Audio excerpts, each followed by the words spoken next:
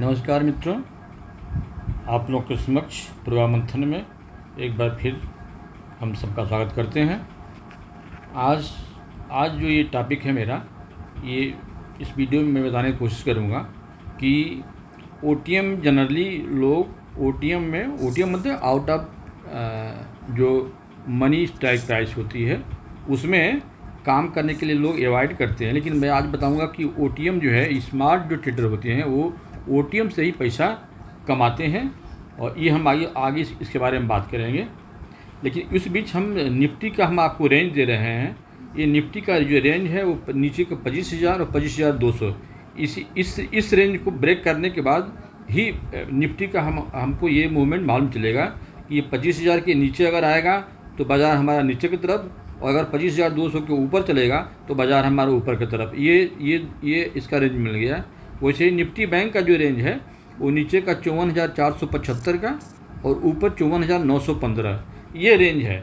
ये अगर 54,915 का ये रेंज ब्रेक करता है तो फिर निफ्टी बैंक मूव करेगा ऊपर, और निफ्टी बैंक 54,475 तक अगर नीचे चला तो फिर ये नीचे की तरफ आएगा। लेकिन मेरा अभी भी मानना है कि बाज़ार इतना भले ही आ गया है, लेकिन बाज़ार में देखिए कुल मिला करके हमें अभी भी लगता है कि बाज़ार में वो दम नहीं है कि बाज़ार को आगे लेके जाए। अंततः बाज़ार जो है वो नीचे की तरफ ही आएगा जो है। अब सवाल उठता है कि बाज़ार में जो अमूमन यहाँ तक जो रैली हुई है इसके पीछे कौन कौन से कारण है। इस अभी जो दो वीक से जो हमारा बाज़ार जो ऊपर होते गया, ये उसके मेन जो है वो 3 कारण थे। जो कि पहला जो रीज़न था कि वो जब जीएसटी जब रिड्यूस हुआ, और एक तरह से देखा जाए तो कि वो उसके दो स्लैब हो गए जो है, एक 5% और 18% जो है, जो पहले वो 4 स्लैब थे उसको हटा दिया गया जो है। और हालांकि एक और भी स्लैब है जो 40% उस पर जीएसटी लग रहा है, लेकिन वो वैसे हैं जो एक तरह से देखा जाए तो हेल्थ के लिए हानिकारक हैं, वो या जो जिसको समाज में एक बुरा लत माना जाता है उनके लिए, तो उन पर टैक्स जो है, जिससे कि आप जो वाइन वगैरह हैं इन पे, सिगरेट पे, तम्बाकू पे, इस पे जो है वो टैक्स ज़्यादा लगा हुआ है जो है। तो जो जीएसटी में जो रिलीफ मिला, एक रीज़न वो रहा कि बाज़ार को हमको जो है ऊपर की तरफ ले गया। जो दूसरा जो रीज़न था, अगर आप ध्यान से देखिए तो ये जो ट्रंप का जो टैरिफ का जो 50% का उनका जो लगाए थे 50%, इसमें जब इंडिया का जो स्टैंड रहा है वो पूरे वर्ल्ड लेवल पर देखा जाए तो बहुत सराहा गया है। और जब से ये आपका इंडिया, चाइना और रसिया, इनका जो गुट बना है, और ये जब आपस में एक तरह से ट्रेड के बारे में बात करना शुरू किए हैं, और उसमें भी जब इंडिया का जो ब्रिक्स को लेकर के, तो एक तरफ से अमेरिका पे दबाव बना हुआ है, और अमेरिका को लग रहा है कि अब इंडिया पे जो टैरिफ लग रहा है उसमें कहीं ना कहीं वो बार्गेन करके समझौता कर लेगा। तो बाज़ार जो है इसको भी डिस्काउंट कर रहा है कि हमारे पे टैरिफ में कुछ ना कुछ अभी छूट मिल जाएगी। तो एक रीज़न तो ये भी रहा कि बाज़ार हमारा इसके लिए भी ऊपर गया है। और जो तीसरी बात थी कि देखिए, जो भी सेक्टर इस टैरिफ से आपको ज़्यादा जो परेशानी में थे, उसमें वही जो है ये जो बाज़ार जो रैली किया हुआ है 2 हफ्ते से, उन्हीं का पार्टिसिपेशन ज़्यादा है। जैसे कि ऑटो में देखिए, तो ऑटो में बहुत गिरावट थी टैरिफ को लेकर के। ये कहा जा रहा था कि ऑटो के जो पार्ट्स हैं वो जो है हमारे यहाँ से उधर जाते हैं, एक्सपोर्ट होते हैं, उन पर टैरिफ लगेगा। इसलिए ऑटो सेक्टर जो है बहुत गिरा हुआ था। इसलिए इस रैली में सबसे ज़्यादा पहले जो है वो ऑटो की रैली हुई। उसके बाद से देखिए तो जो मेटल सेक्टर था उसमें भी खूब रैली हुई। यहाँ भी टैरिफ की मार लग रही थी, और जो ये लग रहा था कि अब डंप होगा यहाँ पे जितने भी आपके मिनरल्स हैं वगैरह उसके, जैसे कि स्टील के या एल्युमिनियम के, ये सब। तो उसको भी देख करके लगा कि ये मेटल सेक्टर में इसमें जो दबाव था वो हटाया जो है देख करके, और ये मेटल सेक्टर जो है रैली किया, खूब रैली किया। उसके बाद से अगर आप देखिए तो आईटी सेक्टर में ये बहुत पिटा हुआ सेक्टर था, इसलिए इसमें भी खरीदारी हुई, और ये तीनों सेक्टर मिल करके हमको ये मार्केट को यहाँ तक ले गए जो है। अब इसके बाद जहाँ मार्केट रुका हुआ है ना, अब यहाँ से मार्केट को ऊपर अगर जाना होगा ना तो उसको बहुत गैप से खुलना होगा। अगर बाज़ार को ऊपर जाना है तो मंडे को मान के चलिए कि निफ्टी को कम से कम 100 पॉइंट प्लस में खुलना चाहिए। अगर 100 पॉइंट प्लस में नहीं खुलता है तो बाज़ार देख लीजिएगा, ये बाज़ार एक बार फिर जो है नीचे की तरफ यहाँ से फिर घसकना शुरू होगा। तो ये तो जनरल चर्चा हो गई कि हम निफ्टी का रेंज क्या है, और अब तक जो बाज़ार जो रैली किया है वो यहाँ तक आया ज़रूर है, लेकिन बाज़ार में वो अभी चूँकि एफआईज की देखिए तो लगातार जो है वो सेलिंग अभी भी कैश मार्केट में चल रहा है। हालांकि उन्होंने फ्यूचर में कुछ न कुछ अपने इस वीक में देखा जाए तो सौदे खरीदे हुए हैं जो है। तो आगे क्या रणनीति होती है उनके ऊपर देखा जाए जो है। तो आज मैं आपके सामने ओटीएम के बारे में जनरली आप देखिए, ये कहा जाता है कि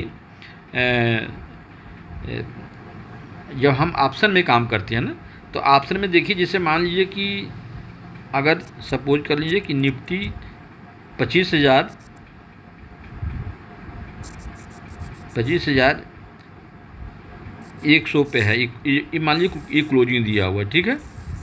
तो ये जो 25,100 की क्लोजिंग है ना, ये हमारा जो है एटीएम होगा। क्या होगा? एटीएम मतलब कि ऐट द मनी कॉल होगा, और ये strike price at the money call का ये स्ट्राइक प्राइस 25,100 होगा। अब जैसे जैसे हम इसके ऊपर जाएंगे, यानी कि जैसे 25,100, 25,150, 25,200, ठीक है, ये जैसे जैसे ऊपर की तरफ जाएंगे ये हमारा क्या हो जाएगा? ये ओटीएम होता जाएगा, ठीक है, ये ओटीएम होता जाएगा। इसको हम डीप ओटीएम करेंगे या इसको जो है नियर ओटीएम कहेंगे। वैसे ही 25,100 की जब नीचे आएगा ना ये, यानी कि 25,000, 24,950, 24,900, ये जो स्ट्राइक प्राइस होंगे ना ये निफ्टी के, ये जो है हमारे यहाँ पे ये भी क्या हो जाएगा? ये एक तरह से देखा जाए तो आईटीएम हो जाएंगे। क्या हो जाएंगे? आईटीएम हो जाएंगे इन द मनी। ये डीप इन द मनी हो जाएगा, ये भी आईटीएम होगा, ये भी आईटीएम होगा जो है, ठीक है। तो यानी कि जो भी स्ट्राइक प्राइस होगी अगर उसके ऊपर हम चलेंगे, ये हम जो आपको बताएं ओटीएम या आईटीएम जो है ये हम कॉल ऑप्शन के लिए बता रहे हैं, ये कॉल ऑप्शन के लिए है ये। अगर यही पुट ऑप्शन होता तो ये रिवर्स हो जाता है। ये जहाँ ओटीएम लिखा हुआ है यहाँ पे ये आईटीएम हो जाएगा, और ये जो है जहाँ आईटीएम लिखे हैं ये ओटीएम हो जाएगा। पुट में जो है ठीक उसके उल्टा हो जाएगा जो है। अब उसको हम थोड़ा सा इसको एक सेकंड के लिए अगर हम ऐसे समझ लें, जैसे मान लीजिए कि निफ्टी 54,800 है, सपोज कर लीजिए, ठीक है। अब 54,800 के लिए अगर हम पुट ऑप्शन देखते हैं तो 54,800 के नीचे यानी कि 54,750, 54,700, ये जो स्ट्राइक प्राइस है ना, ये जो है ये क्या होगा? ये ओटीएम हो जाएगा, यानी कि out of the money call होगा। या ध्यान दीजिएगा उसमें क्या था कि जब हम नीचे की तरफ जा रहे थे तो वो आईटीएम था कॉल ऑप्शन, लेकिन पुट ऑप्शन में ये हम पुट ऑप्शन की बात कर रहे हैं। पुट ऑप्शन में ये जो आपका करंट जो पोजीशन है बैंक निफ्टी की या कोई भी किसी भी इंडेक्स की, उसके जैसे जैसे हम नीचे जाएंगे ना ये आउट ऑफ द मनी हो जाएगा, और इसके जैसे जैसे ऊपर जाएंगे वो इन द मनी होता जाएगा। यानी कि 54,000 यहाँ पे 850, 54,900, ये क्या हो जाएगा? ये आईटीएम होगा, यानी इन द मनी होगा, ठीक है। इन द मनी में क्या होता है कि ये प्रीमियम जो है महंगा होता है, ओटीएम में प्रीमियम जो है वो सस्ता होता है जो है। अब हम आज को ये बता रहा हूँ कि ओटीएम में काम करना किसके लिए बेटर है और कैसे इसमें पैसा लोग कम पैसे में ज़्यादा लगाते हैं। तो इसको थोड़ा सा ये पोजीशन जो है आप इसको ध्यान से सुनिए, ये आपके काम में आएगा। और अक्सर क्या हम भी ये कहते हैं कि जनरली कि इन द मनी में काम कीजिए, उसमें कम से कम पैसा आपके डूबने के खतरे कम होते हैं। और आउट ऑफ द मनी काल में जो है वो पैसा डूबने के खतरा ज़्यादा होते हैं। लेकिन मैं आज आपको बताऊंगा कि ओटीएम में कौन लोग काम करते हैं कि जो पैसा जो है वो लोग भी देखा जाए तो अधिक कमाते हैं। ये ध्यान दीजिए कि ओटीएम में जब आप वर्क करते हैं, ओटीएम स्ट्राइक प्राइस में,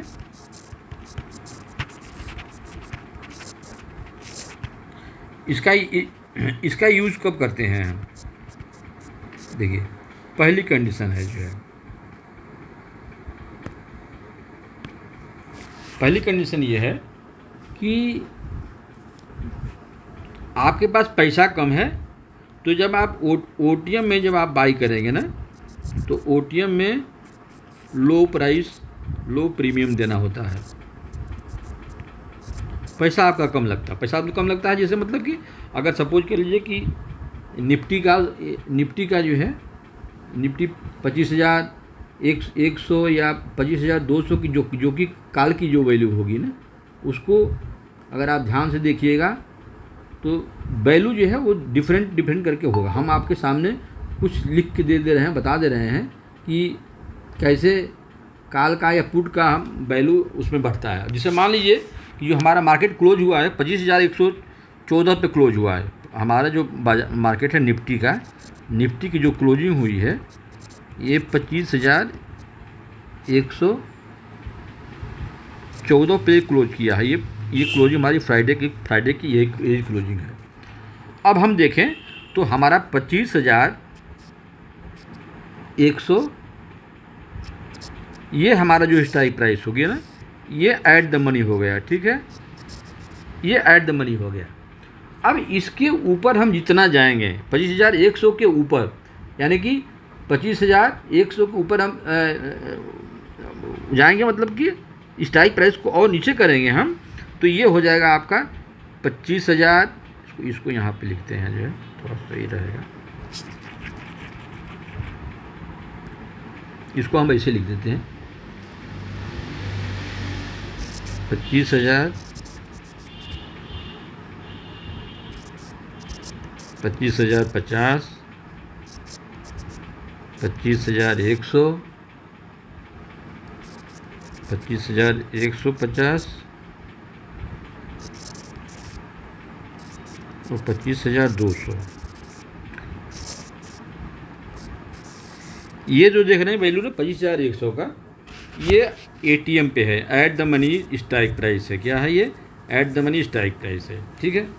ये हम कॉल ऑप्शन के लिए बता रहे हैं। अगर ये कॉल ऑप्शन में बाई कर रहे हैं तो उसके लिए ये पोजीशन है कि इसके ऊपर हम जब चलेंगे ना, ये यानी कि 25,100 के ऊपर, मतलब कि इसके जो नीचे की जो वैल्यू होगी, यानी कि 25,100 के नीचे की स्ट्राइक प्राइस 25,050, उसके नीचे की स्ट्राइक 25,000, ये सब जो है ये क्या होगा आपका? इन द मनी होगा। क्या होगा? In the money strike price होगी, ठीक है। और in the money strike price की जो काल की जो वैल्यू होगी ना, वो अधिक होगी इसके तुलना में जो है। और वैसे ये जो आप देख रहे हैं ना, ये आपका जो है ये दोनों स्ट्राइक प्राइस ये ओटीएम है, आउट ऑफ द मनी का। अब इसको जो है स्ट्राइक प्राइस से आप अंदाज़ लगा सकते हैं कि 25,000 की जो काल की स्ट्राइक प्राइस है, वो उसकी वैल्यू जो है वो है 100, इसकी 25,000 की, इसकी 166 रुपया 15 पैसा। ये जो क्लोजिंग दिया हुआ है 166.15। 25,050 की जो वैल्यू है उसकी है 128.30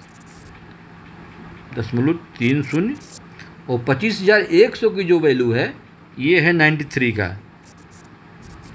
25,150 का है 165.75 और जो 25,200 की है इसकी वैल्यू है 45.00।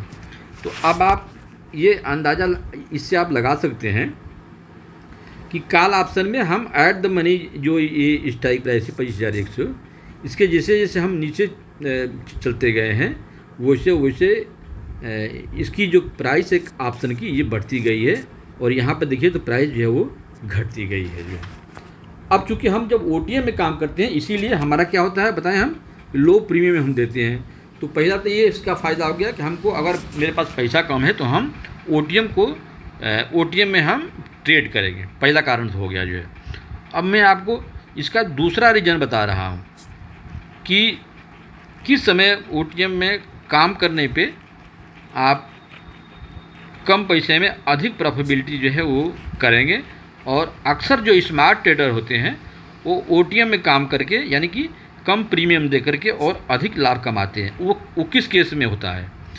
जनरली अगर आप स्मार्ट ट्रेडर हैं और आपको ये पता हो गया कि अब हमको जो है कोई स्विंग मिल गया या मोमेंटम आ गया अगर किसी भी स्टॉक में या इंडेक्स में, ठीक है। जैसे कि अगर आप रिलायंस लिए हुए हैं और आपको रिलायंस लग गया कि अब यहाँ से रिलायंस तुरंत बहुत तेज़ भागेगा जो है, और या फिर कोई इंडेक्स में कि निफ्टी में चाल बहुत तेज़ी से अब आएगी जो है, तो जब आप एकदम आपका सटीक निर्णय हो जाए कि यहाँ से ये मोमेंटम मिलेगा ही, चाहे अप या डाउन। अगर मोमेंटम अगर मान लीजिए कि सपोज के लिए कि आपने ये गेस कर लिया कि अब निफ्टी यहाँ से बढ़ेगा ही बढ़ेगा, तो निफ्टी का ट्रेंड अगर ऊपर हो गया तो हम क्या करेंगे, हम यहाँ पे OTM की ऑप्शन बाई करेंगे। OTM ऑप्शन बाई करेंगे, हम यहाँ पे OTM ऑप्शन बाई करेंगे तो हम कम प्रीमियम में, अब चूँकि हमको मूवमेंट तेज़ी से मिलेगा इसलिए इसकी प्राइस में भी वो बढ़ोतरी जो है बहुत तेज़ी से होगी कंपेरेटिवली कि ITM में जो है। और सेम चीज़ अगर हमें ये भी मालूम हो जाएगा कि ये मार्केट या इंडेक्स या स्टॉक नीचे की तरफ जाएगा तो भी हम OTM जो है इसमें पुट ऑप्शन में OTM करेंगे, इसमें पुट ऑप्शन में, और इसमें जो है वो कॉल ऑप्शन में करेंगे जो है।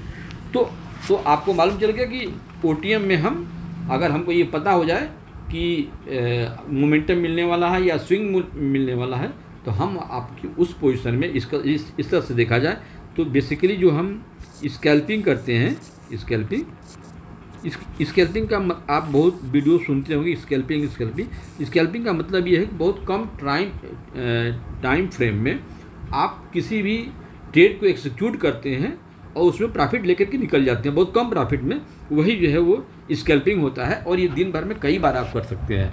इस केस में आप कम पैसे में आप OTM का स्ट्राइक प्राइस लेकर के काम करेंगे तो आपको ये नज़र आएगा कि हम जल्दी से जल्दी ट्रेड करते हैं और अपने जो प्रॉफिट को है वो लॉक करते हैं। तो ये दूसरा रीज़न हुआ। जो तीसरा रीज़न है ये बहुत इम्पॉर्टेंट का है। ये तीसरा रीज़न इम्पॉर्टेंट का क्यों है? क्योंकि इसमें बहुत दिमाग नहीं लगाना है। अभी तो आप इसमें लगा स्विंग है, मोमेंटम है, तो ये पहचानना ये सबके बस की बात नहीं होती है, ठीक है। तो या फिर मान लीजिए कि आप लो प्रीमियम के चक्कर में आप ले तो लिए, लेकिन आपको पता नहीं है कि ये अब यहाँ से बाज़ार ऊपर की तरफ जाएगा तो भी आपका नुकसान हो जाएगा। लेकिन हमें कोई बिग इवेंट अगर मालूम है, मान लीजिए बिग इवेंट क्या क्या होते हैं स्टॉक मार्केट में, जैसे कि मान लीजिए कि रेट कट हमारे यहाँ होने वाला है। सपोज कर लीजिए कि RBI रेट कट करेगा जो है, ठीक है। तो यह एक बाज़ार के लिए बहुत मेजर रीज़न होता है। अगर रेट कट हो गया तो एक तरह से बाज़ार में लिक्विडिटी आती है और ये माना जाता है कि बैंकों के पास पैसा लिक्विडिटी बढ़ती है तो वो उससे लोग कंपनी जो है या जो यूनिवर्सिटी उनको लोनिंग सस्ती मिल जाती है और ये बाज़ार के लिए एक अच्छा गुड साइन होता है। तो जब भी रेट कट की सूचना मिलती है तो यही मार्केट हमारा क्या करता है, ये अप्स करता है। तो सपोज कर लीजिए कि कल अगर RBI की मीटिंग होने वाली है और कल ये निर्णय हो जाएगा 10 बजे कि मार्केट हमारा यहाँ से रेट कट होगा, तो हम क्या करेंगे, हम यहाँ भी हम OTM बाई करेंगे, ठीक है। कि अगर रेट कट हो गया तो ये OTM हम दोनों साइड में ले सकते हैं, कॉल साइड में या पुट साइड में जो है। अगर मान लीजिए कि रेट कट नहीं हुआ मीटिंग में, तब इसका हम नीचे के साइड में हम पुट बाई करेंगे और ऊपर के साइड में हम कॉल बाई करेंगे। ये हम क्यों करेंगे? क्योंकि ये इसका जो डायरेक्शन होगा बहुत तेज़ी से और एक तरह से उसका ग्रेडियंट जो मूवमेंट का होगा वो बहुत फास्ट होगा, उसका एंगल बहुत फास्ट होगा जो है। वो इस तरह से उसकी बढ़ोतरी होगी या ऊपर की या फिर उसकी जो है नीचे की जो है, वो ऐसे नहीं बढ़ेगा। ये जनरली बढ़ते ऐसे ना, ये इस तरह से नहीं बढ़ेगा। तो मूवमेंट आपको दोनों तरफ से मिलेगा। तो बिग इवेंट अगर कोई होता है उस केस में भी हम OTM का सहारा लेते हैं और कोई भी न्यूज इस तरह से आ जाए, जैसे मान लीजिए कि अभी US में जो फेड कट आएगा उसकी भी चर्चा हो रही है, वो भी चर्चा आ जाए तो उसके पहले भी आदमी जो है मार्केट में एक पोजीशन ले लेता है जो है। कम पैसे में एक OTM में आप इस टाइप में काम कर सकते हैं जो है। और एक जो आपको हर एक 5 साल पर एक बार आपको मौका मिलने वाला है, वो बहुत इम्पॉर्टेंट का है। और उसको भी अगर आप एक बार यहाँ पे थोड़ा सीख लें तो आपके लिए ट्रेड जो है वो भी बहुत बढ़िया मिलता है। और ये एक आजमाया हुआ चीज़ है जो है। जैसे कि सपोज कर लीजिए, ये तो आपको पता ही है कि हमारे देश में इलेक्शन होते रहते हैं और सरकारों का बनना बिगड़ना ये भी जो है उस मार्केट के ऊपर करता है। कोई भी बाज़ार, वर्ल्ड का कोई भी बाज़ार, किसी भी कंट्री का पॉलिटिकल जो स्टेबिलिटी होती है ये बहुत मायने रखता है जो है। पॉलिटिकल स्टेबिलिटी अगर कंट्री में नहीं है तो आपके यहाँ जो इन्वेस्टमेंट आता है ना वो कम हो जाता है। बाहर के लोग आपके यहाँ नहीं आएंगे। क्यों आएंगे कि भाई राजनीति में आपकी पार्टी का पता ही नहीं कि पार्टी कब गिर जाएगी, आपकी गवर्नमेंट कब, आप इतना सेकी हो जाता है कि आप जो भी कोई पॉलिसी लाते हैं ना उस पर उनको भरोसा नहीं होता है, क्योंकि सरकार कमज़ोर होती है। और ऐसे में जो है जब भी डमाडोल राजनीति होती है ना तो उसमें हमारे यहाँ जो विदेशी निवेशक होते हैं जिनको हम FIs बोलते हैं, ठीक है, ये हमारे यहाँ पैसा नहीं लगाते हैं। जो पैसा वो नहीं लगाते तो हमारा बाज़ार जो है क्या होता है वो नीचे आ जाता है। तो पॉलिटिकल स्टेबिलिटी हमारे यहाँ, यानी कि जैसे चुनाव हुआ अगर सपोज कर लीजिए और चुनाव में किसी पार्टी को बहुमत अच्छे से मिल गया तो ये एक गुड साइन होता है। अगर हमको मान लीजिए कि किसी भी पार्टी कोई भी हो, वो ये इसका मतलब नहीं है कि वो कांग्रेस हो, BJP हो, कोई भी पार्टी हो, उसको जो है अच्छी मेजॉरिटी मिलती है तो हमारा जो स्टॉक मार्केट है उसको एक उसके लिए जो है ये पॉजिटिव साइन का काम करता है। अभी देखिए, अभी हमारा जो गवर्नमेंट है मोदी सरकार की, BJP की सीटें कम है लेकिन उनके सहयोगी, उनके अलायंस इतने बाइंडिंग अच्छी है कि अलबत में होने के बावजूद भी बड़े बड़े डिसीजन ले रही है।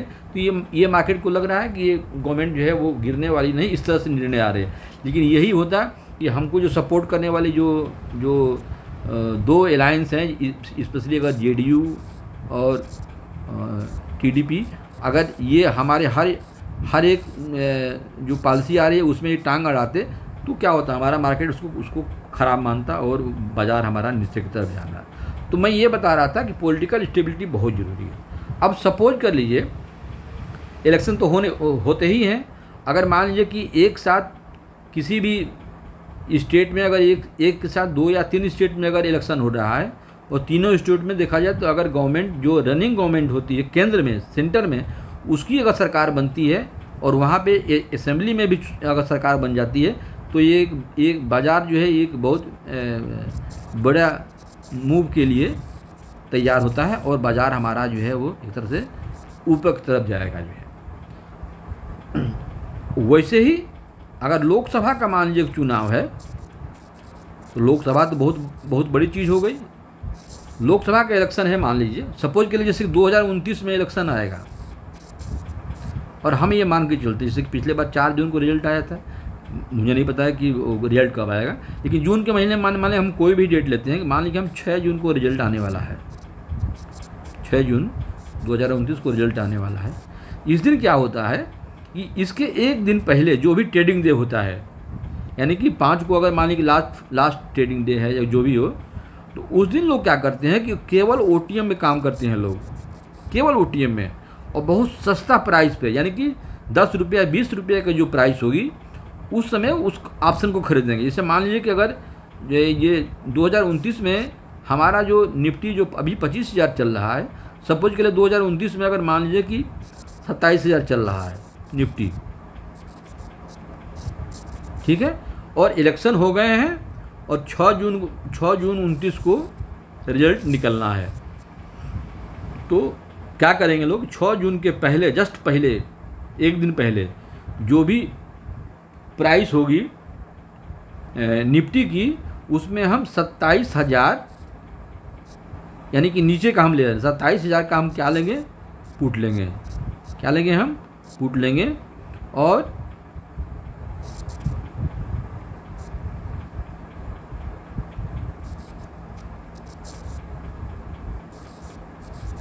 3050 का हम कॉल लेंगे जो है, यानी कि 1500 पॉइंट करीब करीब ऊपर और नीचे ये दोनों कॉल हम ले लेकर चलते हैं। अगर सरकार बनती है तो आपका ये जो कॉल आप खरीदे हुए हैं ना, अगर ये सपोज कर लिए अगर 20 रुपये का है तो ये कॉल एक दिन में ही ये जो 20 रुपये का है आपको 200 रुपया की वैल्यू आपको देखने को मिल जाएगी। अक्सर जो ट्रेडर लोग होते हैं उस दिन ये बहुत बड़ी कमाई करते हैं, कम पैसे में बहुत अधिक पैसा कमाते हैं। और ठीक उल्टे कि अगर बाज़ार जो है नीचे की तरफ आता है तो ये जो आपका माने कि मार्केट अगर नहीं जो सेम गवर्नमेंट चल रही है अगर वो और नहीं बना तो ये जो पुट की ऑप्शन है अगर 20 रुपये की है तो ये भी जो है 200-250 ये इसकी आप तुलना नहीं कर सकते, बहुत बड़ा रेंज होता है।